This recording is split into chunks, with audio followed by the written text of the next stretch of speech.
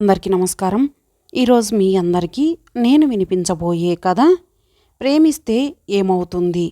రచయిత వెన్నకోట సుశీలాదేవి గారు. కథలోకి వెళ్ళే ముందుగా మీ అందరికీ నాదొక చిన్న విన్నపం. ఈ కథ ముందు భాగాలు విన్న తర్వాత ఈ భాగం వినండి. రాధ కంఠం రుద్ధమైంది. కళ్ళమ్మట నీళ్లు కారుతున్నాయి. అక్క, ఇప్పుడు మీరే నాకు దిక్కు అని స్వాతి కాళ్ళ మీద పడింది రాధ. స్వాతి ఈ హఠాత్ సంఘటనకు తడబడిపోయింది. క్షణకాలం ఏం చెయ్యాలో తోచలేదు. రాధ కన్నీళ్లు పాదాల్ని అభిషేకిస్తున్నాయి. స్వాతి గబుక్కున రాధని లేవనెత్తి, రాధ, నీ బావ నీకు దక్కేట్టు చేస్తాను, సరేనా అంది అప్రయత్నంగా. ఆ మాటతో రాధ కళ్ళు మిలమిలా మెరిశాయి. స్వాతి చేతులు పుచ్చుకొని కళ్ళకద్దుకుంటూ, అక్క, మీ గురించి బావ చెప్తుంటేనే అనుకున్నాను మీరెంతో మంచివారని. అందుకే మీ దగ్గరికిలా పరిగెట్టుకు వచ్చాను. అమ్మయ్యా, నా మనస్సు తేలికపడింది. అక్క, మీ రుణం ఈ జన్మలో తీర్చుకోలేను. రాధ ఏదేదో చెప్తోంది. స్వాతి ఆ మాటలు వినడం లేదు. రాయిలా కూర్చుంది. రాధ లేచి నిలబడి, అక్క, చీకటి పడుతోంది, అత్తయ్యతో చెప్పకుండా వచ్చాను, వస్తాను అని వెళ్ళిపోయింది. స్వాతి అలాగే కూర్చుంది. మనసంతా మొద్దుబారిపోయింది. 5 నిమిషాలకు గాని ఆ షాక్ నుండి తేరుకోలేకపోయింది. జరిగిందంతా జ్ఞప్తికి వచ్చింది. ఏమిటిది? ఎందుకిలా జరిగింది? రాధ కోరగానే తానెందుకు ఒప్పుకుంది? త్యాగాలు చేయడానికి ఇదేం కథ కాదు కదా, ఇది జీవితం. ఇది తన దగ్గరున్న చీర ఇవ్వటం కాదు, తన దగ్గరున్న నగ ఇవ్వటం కాదు, మనసారా ప్రేమించిన వ్యక్తినివ్వటం. రవిని వదిలి క్షణమైనా ఉండలేదే. అటువంటిది అతనిని శాశ్వతంగా వదులుకోవడమా? తనకది సాధ్యమేనా? ఎందుకలా మాట ఇచ్చింది? ఏ బలహీనత తననలా చేయించింది? తన మీద తనకే కోపం వచ్చింది, చిరాకు కలిగింది. ఏం చేయాలిప్పుడు? యుగ యుగాల నుంచి ప్రేమ కథలు ఇలాగే అంతమవుతున్నాయి. ప్రేమించిన వాళ్ళు సుఖపడటం లేదు. తన కథ వేరుగా ఉంటుందనుకుంది. కానీ తనది అంతేనా? రవితో పరిచయమై 6 నెలలే అయినా తమది ఎన్నాళ్ల బంధమో అనిపిస్తోంది. రవి తీయని మాటలు ఇక తను వినలేదు. అతని కళ్ళల్లోని మెరుపుని చూడలేదు. దుఃఖము, బాధ మనసుని పెనవేశాయి. ఆత్మహత్య చేసుకుంటే? కానీ తన మీదే ఆశలు పెట్టుకున్న అమ్మా నాన్నగారు ఏమవుతారు? బ్రతికుంటే ఈ చిత్రహింస ఎలా భరించడం? మనుషుల మధ్య ఇటువంటి అనుబంధాలు ఎందుకు ఏర్పడతాయో? భగవంతుడు తనకెటువంటి పరిస్థితి కల్పించాడు? రాధ వచ్చి తనను ఇలా అడిగే పరిస్థితి వస్తుందని ఊహించి ఉంటే రవితో తను ఈ అనుబంధాన్ని పెంచుకునేది కాదు. ఇప్పుడు ఎన్ని అనుకొని ఏం లాభం? తన కాపురాన్ని గూర్చి ఎంతో ఊహించుకుంది. అవన్నీ కలలుగానే మిగిలిపోయాయి. ఇప్పటి వరకు తనెంతో అదృష్టవంతురాలనని మురిసిపోయింది. కానీ లోకంలో తనలాంటి దురదృష్టవంతురాలు లేదని ఇప్పుడే తెలుసుకుంది. ఆలోచనలతో తల వేడెక్కిపోయింది. మనసు అలసిపోయింది. కుర్చీలో వెనక్కి ఆనుకొని కూర్చుంది. అలా ఎంతసేపు కూర్చుందో. అమ్మా స్వాతి, అలా చీకట్లో కూర్చున్నావేమ్మా?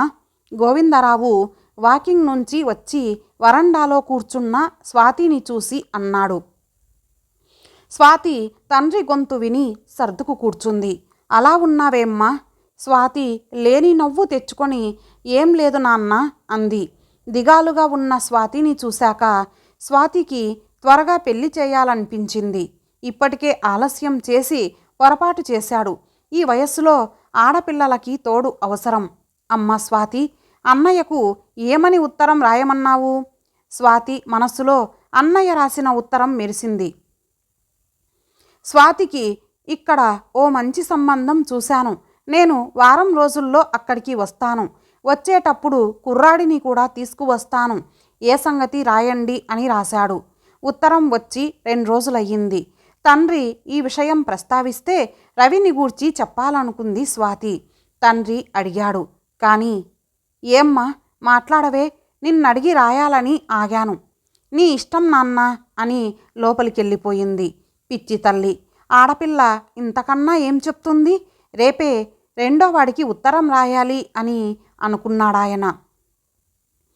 రాణిగారు మళ్ళీ అలిగినట్లున్నారు అని నవ్వుతూ పలకరించాడు. స్వాతి మనస్సు బాధగా మూలిగింది. రవి, అలా మాట్లాడకు, నా గుండెలు బద్దలైపోతాయి అనుకుంది. స్వాతికి దగ్గరగా కుర్చీ జరుపుకొని అలా ఉన్నావే అంటూ చేతిని పట్టుకున్నాడు. స్వాతి చేయి విదిలించుకుంది. స్వాతి, కోపం నీకెంత అందాన్నిచ్చినా రోజు ఇలా అలగడం ఏం బాగాలేదు అన్నాడు.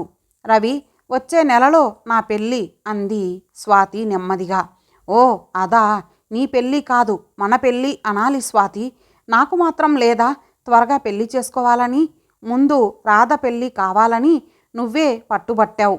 రాధకి సంబంధాలు చూస్తున్నాను. ఎలాగైనా సరే వచ్చే నెలలో మన పెళ్ళి జరుగుతుంది, సరేనా? రవికి ఎలా చెప్పాలో తోచలేదు. అది కాదు రవి, నాకు పెళ్లి సంబంధం చూస్తున్నారు నాన్న. రవి తెల్లబోయాడు. స్వాతి, నిజమేనా?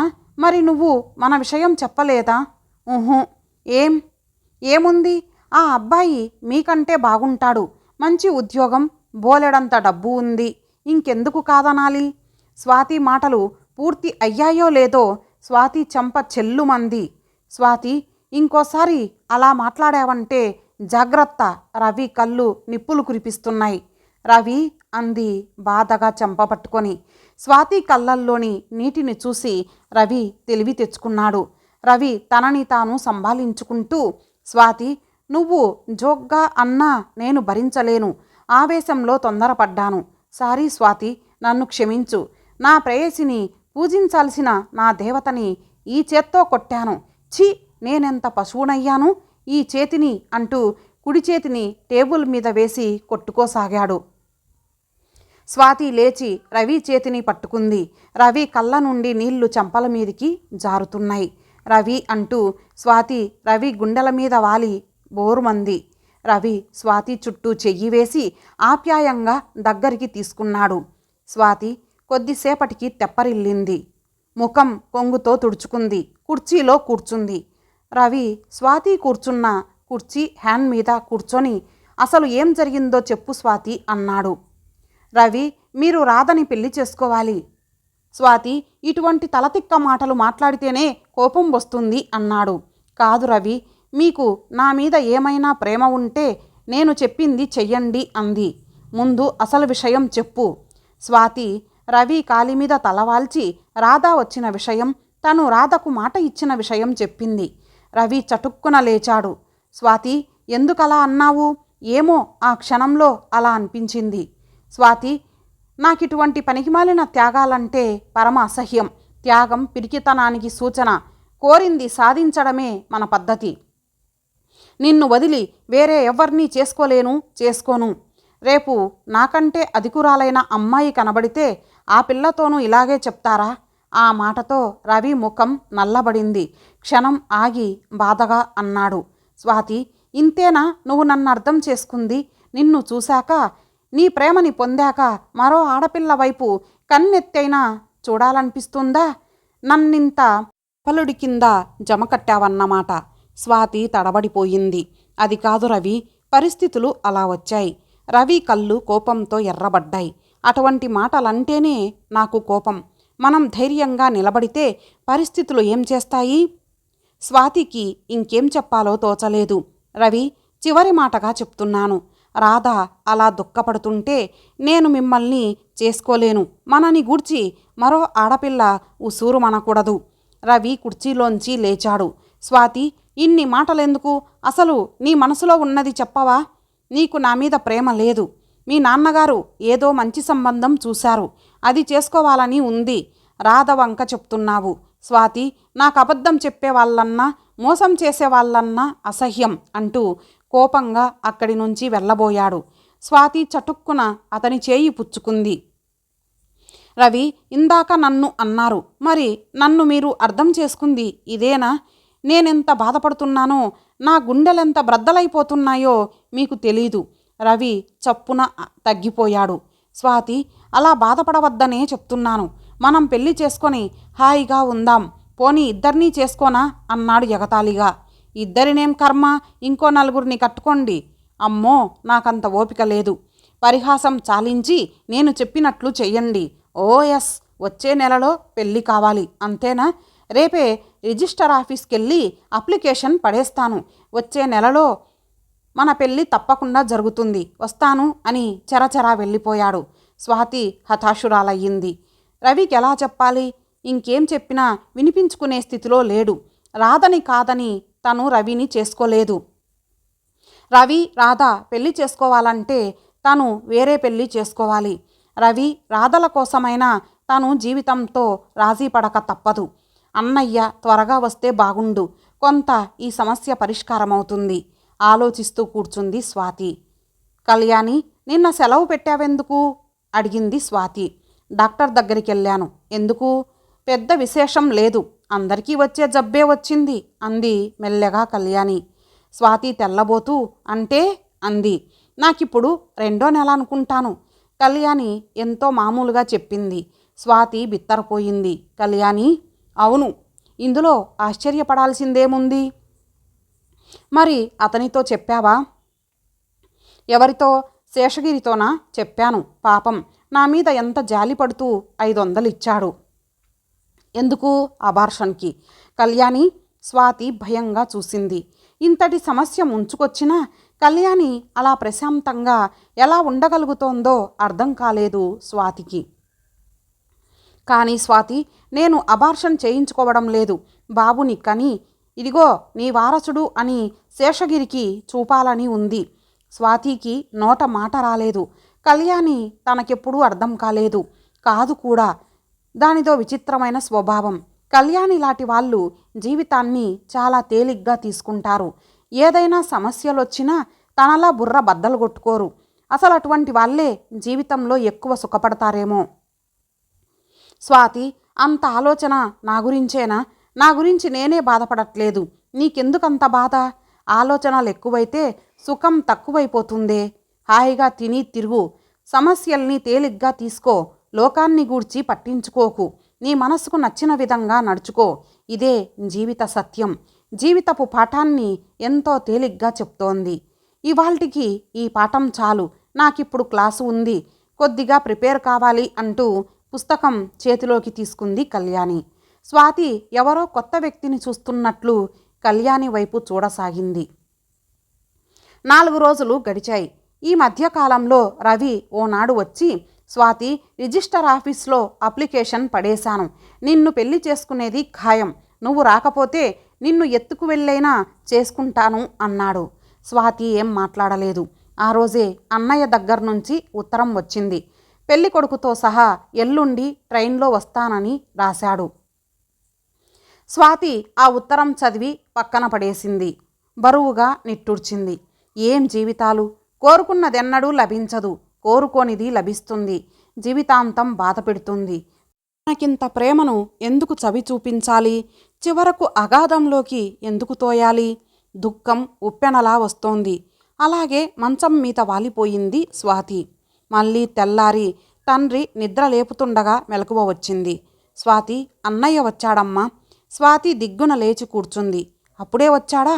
అప్పుడే ఏమిటమ్మా, ట్రైన్ 7ంటికి వస్తుంది, ఇప్పుడు 7:30 దాటింది. ఆ అబ్బాయి కూడా వచ్చాడు, త్వరగా లేచి తయారవు తల్లి అన్నాడు. స్వాతి పావుగంటలో తయారయ్యింది.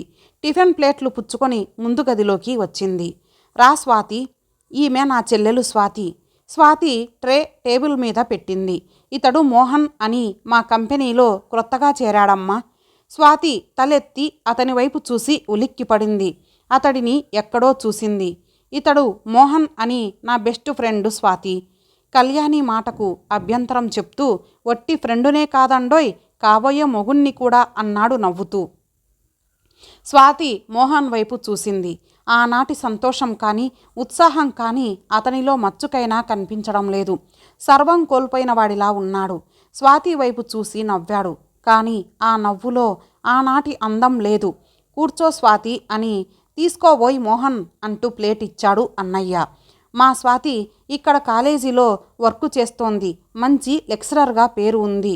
అలాగా స్వాతి, మోహన్ చాలా నెమ్మది, ఎక్కువ మాట్లాడడు, చాలా ముభావంగా ఉంటాడు. స్వాతికి ఆ మాటలు నవ్వు తెప్పించాయి. స్వాతి, మోహన్ వట్టి వాగుడుకాయ. మాట్లాడ్డం మొదలుపెట్టాడంటే ఫుల్ స్టాప్ కామా ఉండదు. మోహన్ని గూర్చి కళ్యాణి చేసిన కామెంట్ అది. అన్నయ్య టిఫిన్ కాఫీ పూర్తి చేసి, మోహన్ నేను స్నానం చేసి వస్తాను, మీరిద్దరూ మాట్లాడుతూ ఉండండి అంటూ లేచి వెళ్ళాడు. స్వాతి మోహన్ని గూర్చే ఆలోచిస్తోంది. మోహన్ ఎందుకలా ఉన్నాడు? కళ్యాణి ఈ మధ్య మోహన్ని గూర్చి చెప్పడం లేదు, ఎందుకనో. మీకిక్కడ నుంచి ట్రాన్స్ఫర్ అయ్యిందా? మోహన్ తలెత్తి స్వాతి వైపు చూశాడు. లేదండి, నేనే కావాలని చేయించుకున్నాను అన్నాడు మోహన్. ఎందుకని ప్రశ్నించింది స్వాతి. అసలు విషయం చెప్పమంటారా? చెప్పండి. కళ్యాణికి నాకు ఉన్న పరిచయం మీకు తెలుసు.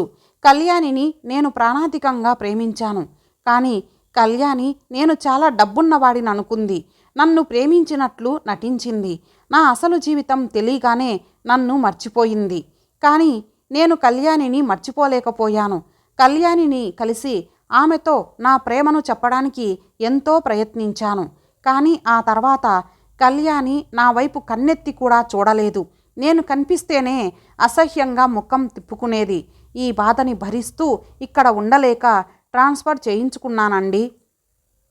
ఇది మరో ప్రేమ కథ అన్నమాట. మీరు కళ్యాణిని ఇప్పటికీ ప్రేమిస్తున్నారా? ఇప్పటికే కాదు, ఎప్పటికీ ప్రేమిస్తాను. ప్రేమంటే ఒకరోజు ఉండి మరునాడు పోయేది కాదండి అన్నాడు కొద్దిగా బాధగా. తను అటువంటి స్థితిలోనే ఉంది కాబట్టి అతడిని ఎక్కువ ప్రశ్నించలేదు. మరి పెళ్లి చూపులకెందుకు వచ్చారు? పెళ్లి చూపులకు రాలేదు. మీ అన్నయ్య గారు మీ పేరు స్వాతి అని చెప్పగానే కళ్యాణి జ్ఞాపకం వచ్చింది. కళ్యాణి మీ స్నేహితురాలని తెలుసు. అసలు విషయం మీకు చెప్పి ఒకసారి కళ్యాణిని చూసిపోదామని వచ్చాను స్వాతి గారు. మీరు కళ్యాణిని ఇక్కడకు తీసుకురావాలి. ప్లీజ్, నా కోసం దూరం నుంచైనా ఒకసారి చూసి సంతోషిస్తాను. కళ్యాణి మీద అతనికి గల ప్రేమకు చెలించిపోయింది స్వాతి. మోహన్ గారు, కళ్యాణి చాలా మంచి పిల్లండి. కానీ కళ్యాణి కుటుంబ పరిస్థితి దాన్ని అలా తయారు చేసింది. దానికి ఎన్నో కోరికలున్నాయండి. అవి తీరాలంటే డబ్బున్న వ్యక్తి భర్తగా రావాలి. అందుకే అటువంటి వ్యక్తి కోసం అన్వేషిస్తోంది. మీకు డబ్బు లేదని తెలియగానే మీకు దూరమైంది. అది దాని తప్పు కాదండి. దాని పరిస్థితులు అటువంటివి. మీలాంటి వాళ్ళు సానుభూతితో అర్థం చేసుకోవాలి అంది స్వాతి.